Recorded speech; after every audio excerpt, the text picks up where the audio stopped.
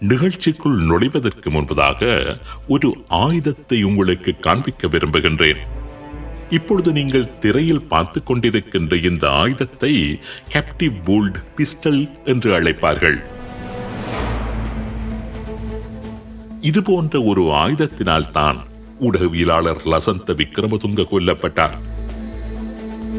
இந்த captive bolt pistol என்பது ஆடு மாடுகளை கொல்வதற்காக பயன்படுத்தப்படுகின்ற ஒரு வகை துப்பாக்கி.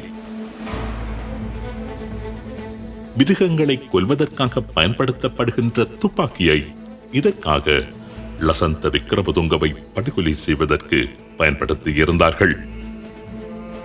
இந்த கேள்வியோடு இப்பொழுது நிகழ்ச்சிக்குள் நுழைவோம். அன்றைய தினம் தான் கொல்லப்பட்டு விடுவேன் என்று லசந்த விக்ரமதுங்கவுக்கு ஓரளவு விளங்கியிருக்கும் என்றுதான் நான் நம்புகின்றேன். பொதுவாகவே புறச்சூழலின் தன்மைகள் பற்றிய அறிவை தமதாக கொண்டிருக்கின்ற ஊடகவியலாளர்கள் மரணம் தங்களை நெருங்குகின்ற சந்தர்ப்பங்களில் அவர்களது உள்ளுணர்வு அதனை அவர்களுக்கு வெளிப்படுத்திவிடும்.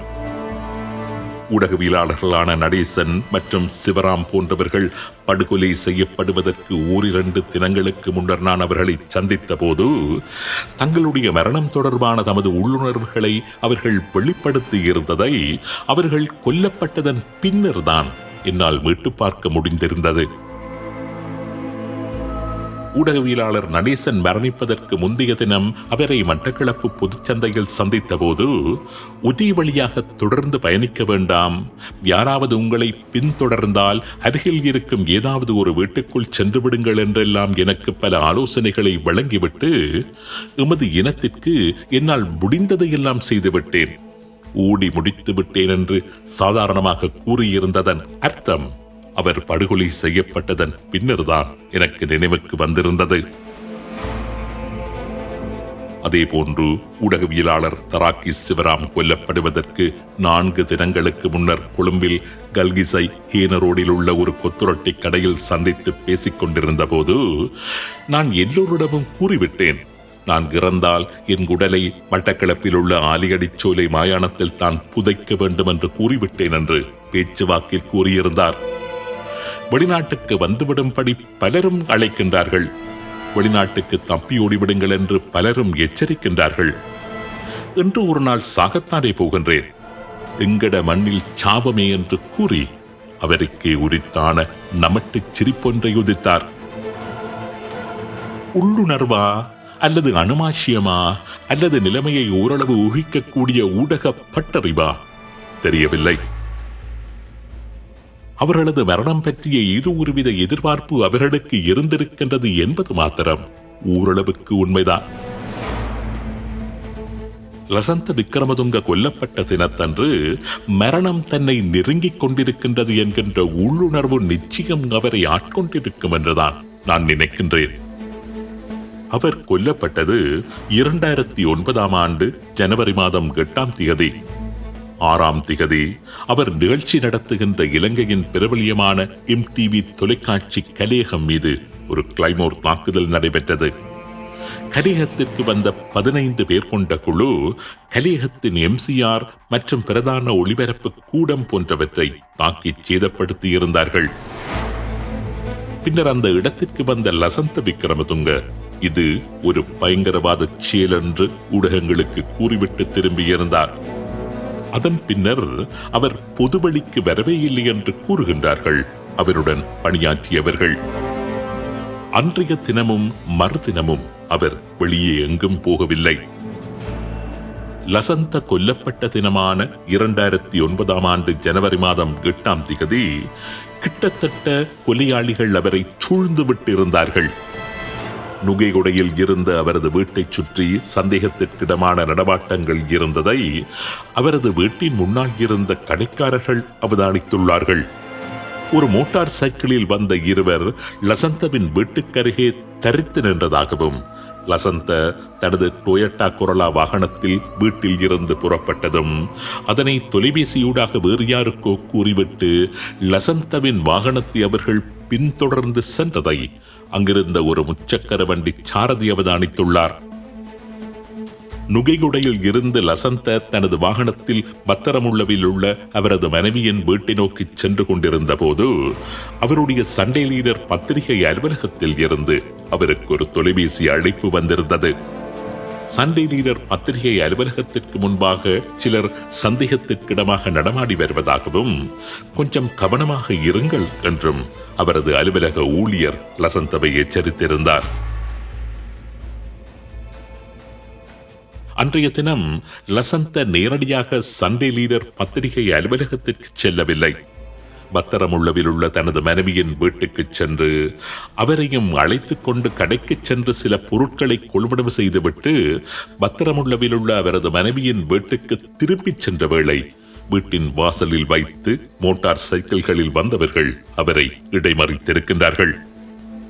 இடைநடுவே பாய்ந்த லசந்தவின் மனைவி அவரை வீட்டினுள் இழுத்து கதவை சாத்தி தாழ்பால் போட்டதால் அந்த இடத்தில் எந்த அனர்த்தமும் நடக்கவில்லை.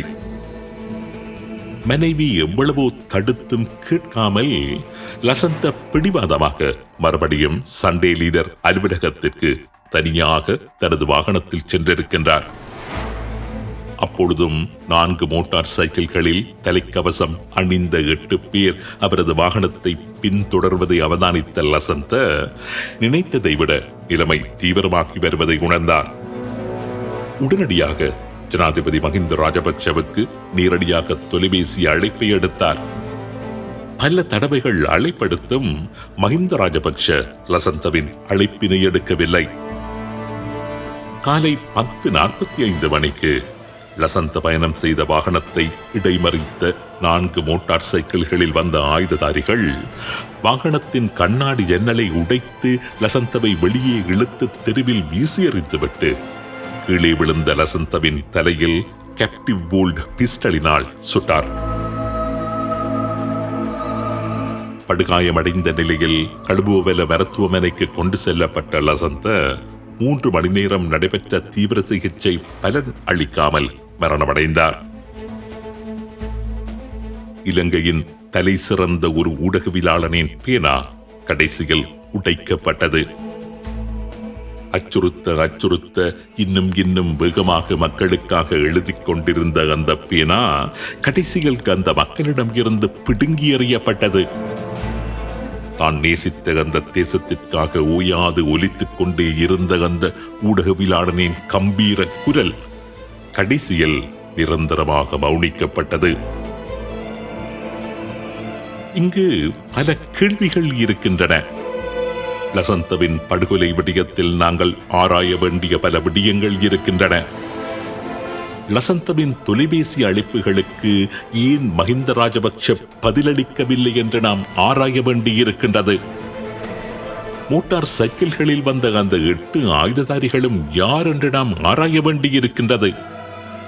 லசந்தவின் படுகொலை விசாரணைகள் எப்படியெல்லாம் திசை மாற்றப்பட்டன என்றும் நாம் ஆராய வேண்டியிருக்கின்றது.